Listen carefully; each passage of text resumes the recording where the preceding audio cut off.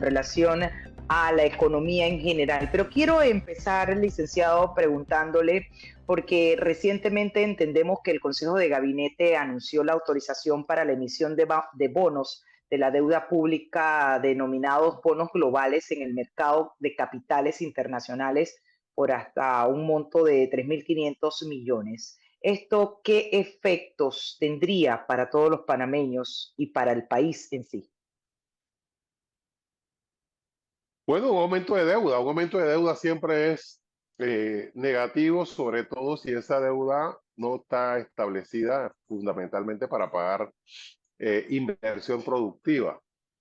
O sea, el asunto es que se ha aumentado la deuda en forma impresionante. La ventaja que tiene que Panamá es que a pesar de todo, sigue siendo un país que tiene tan buen nivel de perspectiva de sus ingresos que esos bonos no son con con el Fondo Monetario ni con el Banco Mundial, esos son con el mercado. O sea, el país Ujú. o el MEF suelta los bonos y los inversionistas los compran. Si lo compran los inversionistas es porque todavía hay perspectiva positiva en el país. El problema es que lo vamos a vender un poquito, vamos a venderlo un poquito más con menos ganancia para nosotros, porque de lo contrario no la vamos a vender. Pero esas son cosas que no puede hacer ni Costa Rica, ni Colombia, mucho menos Nicaragua, ni El Salvador, porque si ellos emiten bonos no se los compra a nadie, porque ¿cómo se los van a pagar? En cambio, Panamá sigue sacando bonos y sigue teniendo quien se los compre, lo cual significa que sí tenemos perspectiva, pero es malo que se haga porque se aumenta la deuda cada vez más, lo cual hace que nosotros pues tengamos menos posibilidades de pedir crédito para hacer cosas que realmente se necesitan. Por ejemplo, para el tren a Chiriquí, que se necesitarían alrededor de 4.500 millones de dólares en 7 años. Pero si se siguen metiendo, ahora esto lo hacen no porque se lo inventó Héctor Alexander esta mañana, eso lo Ujú. hace porque la Asamblea de Diputados lo aprobó en el presupuesto. O sea, los diputados son muy responsables de eso, todos, menos los independientes, por supuesto, que votaron en contra.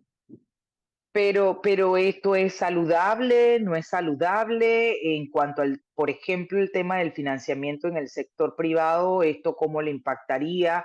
Estamos hablando de bancos, empresas, por así decirlo, incluso a nosotros, los ciudadanos de a pie, a todos, a las personas en sí, que va y pide un préstamo o quiere ir a comprar una casa, un auto, etcétera. Esto representaría un alza en lo que es los intereses. No, eso no tiene que darse un alza de intereses por eso. O sea, es más, los intereses en Panamá están artificialmente altos, porque, porque te han aumentado los intereses cuando la Reserva Federal baja los intereses, los bancos no los bajan. Cuando los sube, entonces los suben. Entonces aquí los bancos tienen un oligopolio que hacen que realmente los intereses no bajen. O sea, los intereses ya están demasiado altos de lo que deberían estar a pesar de que la Reserva Federal ha aumentado la tasa de interés en Estados Unidos, y lo digo que son artificialmente altos porque la mayor parte de los fondos que usan los bancos vienen de inversiones locales, no vienen de Estados Unidos. Así que no deberían subir en la forma que subieron debido esto es más bien, se refiere más bien a los bonos del Estado, Ok. que cuando nosotros perdemos grado de inversión, no significa que nosotros vamos a pagar más. Ni siquiera significa que el Estado va a pagar más en los bonos que ya emitió. Lo que significa que si emite nuevos bonos, va a pagarlo más caro. Ahora vamos a ver en qué precio los vende y en qué precio lo compra el mercado, pero seguramente sí. ¿Y sabes por qué el mercado lo compra? Eso tiene algo muy sencillo. Ujú. Porque nosotros tenemos un canal que, independientemente de que no vaya a reingresar lo que pudiera haber ingresado debido a la irresponsabilidad del agua, va a recibir una cantidad de dinero que no está comprometida con ningún préstamo. O sea, el Estado no, el canal no tiene respaldo, no está respaldando ningún bono, ningún préstamo, nada. Sin embargo, si tú vas a un banco y dices préstame plata, pero tú tienes un ingreso porque eres profesora en la universidad en la noche y te pagan bastante. Sí, pero yo no lo quiero comprometer. Ah, no importa, yo te presto. Porque independientemente que tú me digas que no lo quieres comprometer, el día que no me puedas pagar con tu salario diurno, yo voy a buscar ese salario nocturno que no comprometiste porque tú me vas a tener que pagar. Entonces, por eso el mercado dice, y el canal está dando tanta plata, sí, ¿y cuánto tiene comprometido? No, ni un real. Ah, yo le compro esos bonos, porque quiera o no, lo va a tener que pagar con la plata que sea. Así que por eso nosotros seguimos con este nivel de respaldo del mercado, pero por supuesto es muy mal que estén pidiendo préstamos y doblemente mal que lo estén haciendo tan cerca de un proceso electoral en donde seguramente no serán los vencedores y estás comprometiendo entonces al gobierno siguiente con un préstamo adicional que no debió. El presupuesto debió ser 3.000 millones por debajo de lo que es, porque está inflado en gastos, no inversión, en gastos. En ese sentido, ¿qué proyecciones como economista ha hecho usted a la fecha de cara a este año que decurre para la economía del país? Mira, este es un país que depende del mercado internacional. Yo veo a los candidatos, la mayoría, hablando de que sí, a la pequeña empresa hay que ayudarla y todo es cierto, pero ningún país se desarrolla con pequeña empresa. O sea, y además de nada sirve que tú apoyes una pequeña empresa si esa pequeña empresa cuando abre no tiene quien le compre porque la gente no tiene plata. Entonces son las grandes empresas las que tienen suficiente lo que llamamos nosotros economías de escala para poder pagar buenos salarios a los trabajadores, que esos trabajadores tengan plata y entonces vayan a tu pequeña empresa a comprarte la sopa o a comprarte el arroz o para comprarte los zapatitos que haces el emprendimiento que tienes. Entonces, los estados, los gobiernos deben tener estrategias para crear empleos de grandes empresas o de grandes inversiones estatales en infraestructura, no en empresas estatales, para que esas pequeñas empresas, porque la pequeña empresa no quiere tener menos gastos, claro que quiere tener menos gastos, pero prefiere tener más ingresos. O sea, si la gente está dispuesta a pagar mucho más por su producto, esa pequeña empresa estaría dispuesta a pagarle más a sus empleados. Pero la tendencia por el modelo económico que usa este gobierno y los anteriores siempre es: vamos a recortarle a la pequeña empresa, vamos a exonerar a la empresa, vamos a quitarle gasto a la empresa. Y ustedes, empleados, confórmense con poquito, porque al menos tienen un trabajito. Y esa no es la perspectiva moderna de la economía. La economía moderna dice: tú paga bien, que yo te garantizo demanda. Si yo te garantizo demanda, tú tienes que pagar a tus empleados bien. Y no porque son buena gente. Yo quiero que tú le pagues bien, porque ese empleado va a ir a otro restaurante, va a comprar zapatos, va a comprar ropa para sus hijos y la economía va a crecer. Pero si ese empleado nada más le alcanza para la comida, ¿quién le va a comprar a la pequeña empresa que estamos impulsando?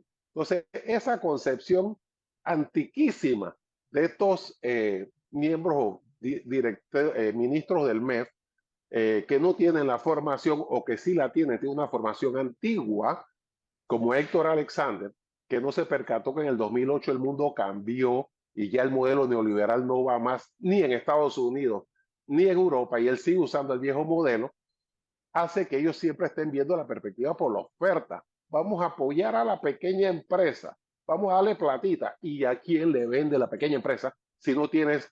Mira, ¿sabes qué es lo que pasa? Porque este país no va a caer en recesión, porque la gente, o sea, no ve el árbol, no ve el bosque. ¿Sabe lo que pasa? Cuando un barco no puede pasar su mercancía por el canal porque tiene una fila muy larga, lleva esa Se va. mercancía al puerto de Balboa, lo baja, no se va para ningún lado, porque ¿para dónde se va? Y para México. O sea, no, ellos paran.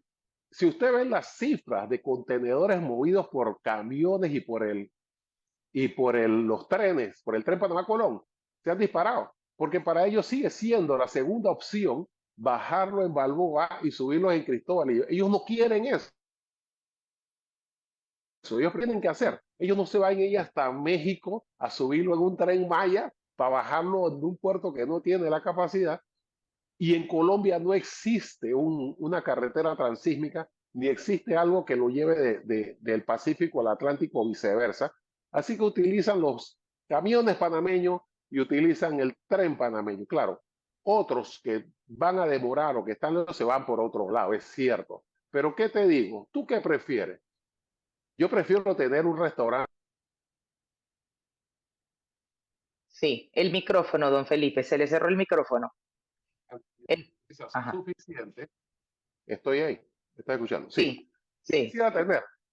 Pero lo que tiene el canal de Panamá es que tiene un restaurante que tanta gente quiere entrar a comer, que hay una fila enorme afuera. Y qué lástima que alguna gente no quiere hacer la fila y se va. Pero Se le cerró el micrófono nuevamente.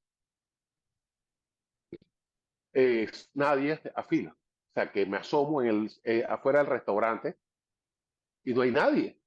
Entonces, si eso es así, eso es un problema. El otro es un problema, pero es un problema menor. Tengo una fila que no tengo suficientes mesas a no tener fila. Por supuesto, yo lo que tengo que hacer es resolver el problema del agua para que la fila sea menor, pero tengo un negocio que puede seguir creciendo, no que está perdiendo negocio y que no tengo más ganancia porque no compré suficientes mesas o porque no tengo suficiente agua. Por Claro, eso, el canal de Panamá, en cuando tenga suficiente agua, se dispara de nuevo. ¿Sabe por qué? Porque del Atlántico al Pacífico hay 80 kilómetros.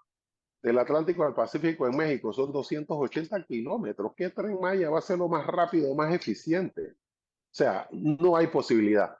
Yo quisiera tener todo el ingreso, pero no significa que nos vamos a pique, nunca, en ningún momento. Este es un país quebrado. Este es un país de claro. los tres más ricos de Latinoamérica, pésimamente administrado y con mucha corrupción. Quiero finalizar preguntándole, porque ya el tiempo nos alcanzó, entre estas finanzas y esa, pues como usted nos dibuja, en su opinión, la perspectiva económica del país y las promesas de campaña, ¿cómo usted proyecta precisamente las finanzas públicas del país? ¿Qué tendrían que hacer, por ejemplo, los que aspiran a sentarse en la silla presidencial para cambiar la realidad? Y con eso concluimos. Mira, nosotros no tenemos una crisis de oferta, nosotros tenemos una crisis de demanda. ¿Qué significa eso? El problema que tenemos en este país es una pésima distribución de la riqueza que hace que las personas no tengan suficiente plata en su mano para poder comprar, y especialmente la clase media, porque muchos todavía están pagando las deudas de la pandemia que el banco lo tiene ahorcado, entonces no pueden consumir. ¿Qué necesita el Estado, la próxima administración a nivel de economía? Impulsar la demanda. Eso significa crear las condiciones para que la gente tenga dinero en su bolsillo, pero no porque te voy a dar chen chen y punto. Ese es un tiro al aire. O sea, tener un plan, y ese plan significa un agresivísimo plan de inversiones públicas en infraestructura financiado con una reducción impresionante de los gastos del Estado. Esa es la perspectiva para poder crear la demanda y entonces ayudar a la pequeña empresa que va a tener demanda suficiente para su emprendimiento. Me quedo con eso y agradezco a don Felipe Argote, economista, docente y consultor.